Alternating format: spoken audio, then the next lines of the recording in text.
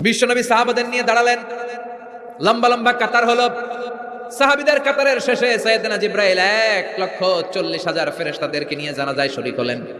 বিশ্বনবী 4 তাকবীর দিয়ে জানাজা পড়লেন, আল্লাহু আকবার, আল্লাহু আকবার, আল্লাহু আকবার, আল্লাহু আকবার। 4টা তাকবীরের মধ্য দিয়ে জানাজা শেষ করলেন।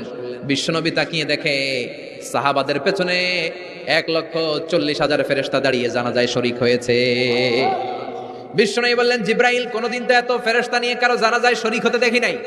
ঘটনা কি? কি এমন আমল ছিল আমার মুয়াবিয়ার, যে আমলের কারণে মুয়াবিয়ার নামটা আল্লাহর আরশে চলে গিয়েছে? উঠতে বসতে চলতে ফিরতে সব সময় আপনার এই সাহাবী পড়তে থাকতো, কুল হুয়াল্লাহু আহাদ, আল্লাহুস সামাদ, লাম ইয়ালিদ ওয়া লাম ইউলাদ ওয়া লাম ইয়াকুল লাহু কুফুয়ান আহাদ। পড়েন সুবহানাল্লাহ।